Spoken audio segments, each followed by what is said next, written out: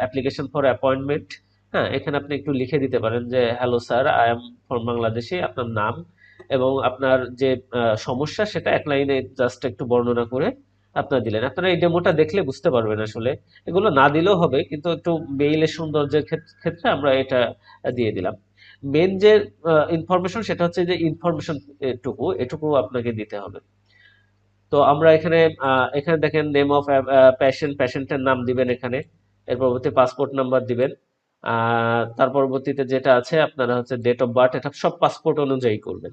ঠিক আছে, পাসপোর্টে যে অ্যাড্রেস আছে সেই অ্যাড্রেসটা যেভাবে আছে ঠিক সেভাবে লিখবেন। পেশেন্টের যে মোবাইল নাম্বারটা দিবেন এবং পেশেন্টের ইমেল অ্যাড্রেসটা দিবেন।